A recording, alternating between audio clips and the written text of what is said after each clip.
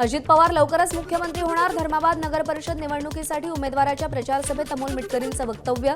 नांदेडमध्ये राष्ट्रवादीच किंग ठरणार असल्याचाही दावा.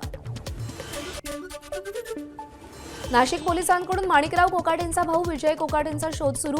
सरकारची फसवणूक करत सदनिका लाटल्याप्रकरणी विजय कोकाटेंनाही शिक्षा. नाशिकच्या प्रथम वर्ग न्यायालयाचं विजय कोकाटेंविरोधात अटकवत. बीडमध्ये मागच्या 4 दिवसांपासून तलाठी आणि मंडळ अधिकाऱ्यांचा ऑनलाईन कामावर बहिष्कार.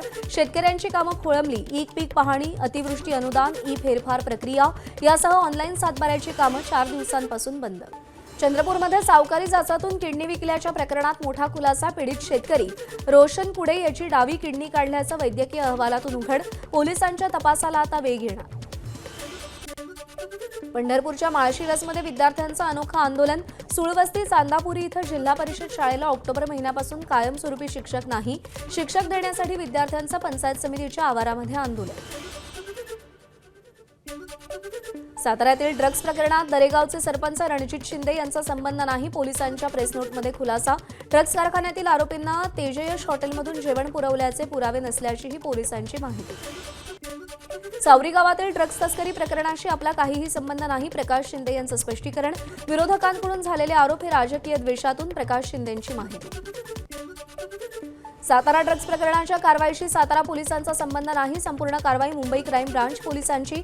सातारा पोलीस अधीक्षक तुषार दोशी यांची माहिती. छत्रपती संभाजीनगरमधील ओव्हरगावच्या माजी सरपंचाचा टोळीकडून निर्घृण खून. जमिनीच्या वादातून दादा साहू पठाण यांची हत्या. एकाला अटक तर अन्य पसार. छत्रपती संभाजीनगरच्या क्रीडा संकुल परिसरामध्ये रिक्षाच्या अपघातानंतर 2 गटात तुफान हाणामारी. बाचाबाचीनंतर एकमेकांना मारहाण. जळगावच्या भुसावळ शहरात पानटपरीवर लूटमार करण्याच्या प्रयत्नात एका तरुणावर गोळीबार. पानटपरीवर अवैध जुगार खेळला जात असताना 4 जणांनी हल्ला केला. हल्ल्यात पानटपरी चालक गंभीर जखमी. महामार्ग ओलांडत असताना भरधाव पिकअपची दुचाकीला धडक. घटनेत सेवानिवृत्त प्राचार्यांचा मृत्यू. भंडाऱ्याच्या लाखांदूर इथली घटना.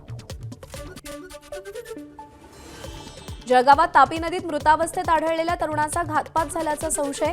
नातेवाईकांना तरुणाचा मृतदेह पोलीस स्टेशनमध्ये आणून ठेवला. मारेकऱ्याविरोधात गुन्हा दाखल करून त्याला अटक करण्याची मागणी. छत्रपती संभाजीनगरच्या पैठण तालुक्यातील बालाजीनगरमध्ये 2 ठिकाणी चोरी. घरामधील 30 ते 40 हजारांची रोख रक्कम लंपास. पीएमपीएमएल विरोधात पुणेकरांकडून असंख्य तक्रारी. प्रवाशांकडून पीएमपीएमएल विरोधात एका वर्षात 35,000 तक्रारी. स्वच्छता, चालक, वाहक तसंच मोबाईल ॲप संदर्भात तक्रारी दाखल. एबीपी माझा, उघडा डोळे बघा नीट.